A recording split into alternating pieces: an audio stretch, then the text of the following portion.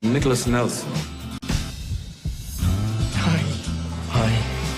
Hello, you're listening to Abstract AF. I'm Sneha Jaswal, and I'm going to be talking about Heartstopper, the 2022 Netflix series that is based on the graphic novels of the same name by Alice Osman. And the series, the live action adaptation, is directed by Euros Lin. Now, this series is a very LGBTQ inclusive story, and to those who have read the books, you already know this is a boy meets boy story. Actors Joe Locke and Kit Connor play Charlie Spring and Nick Nelson, two boys who are completely different from each other in personalities, but slowly become almost best friends. And the sweetest thing about the series is the highs that we just heard at the beginning, the sweet, affectionate way in which the boys keep saying hi to each other every time they cross each other in corridors is very symbolic of the kind and affectionate personalities they possess. Charlie Spring is the only gay teen in his all boys school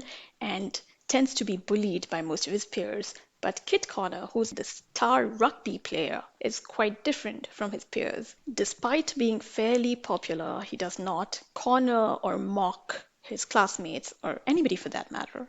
As someone who has read the graphic novel series and absolutely loved it, I'll admit that when I first saw the trailer for the live action adaptation, I wasn't very sure of the lead actors because, you have these really big expectations in your head when you love a book. So just by the teaser trailer of the series, I wasn't convinced about how these newcomers would play these extremely popular and well-loved protagonists. But surprisingly, both actors capture the essence of their teen characters flawlessly and are the absolute beating heart of the show. The first episode very nicely sets up their first meeting and how they slowly become friends.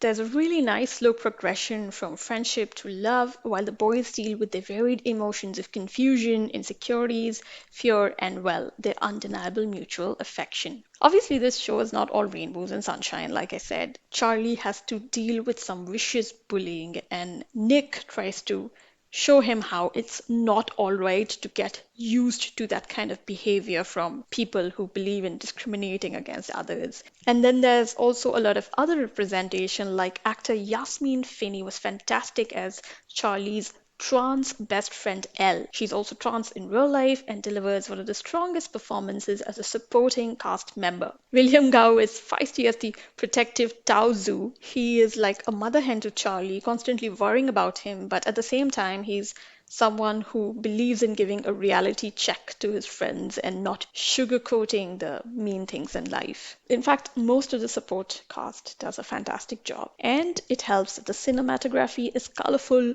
bright, filled with warm tones that'll please the eyes.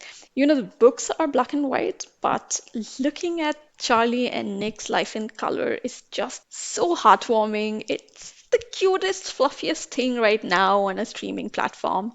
And even though the show is set in winter months, there's something so warm about everything. I did think that the houses in the show were a little too pretty to be real, but I mean, that's really not something to complain about. The show is paced really well. It has only 8 episodes, so there's a lot of things from the books that has obviously not made to the series because they will come in hopefully a season 2, 3, 4, God knows how many seasons are going to be there, but I really hope Netflix does renew it for a season 2 because there's so much to Charlie and Nick's story that we're yet to see on screen, and I am sure fans would love to see them again and again and again. It's a really great show to watch on the weekend. Binge watch it, watch it again. Well, that's all from me. Talk to you the next time.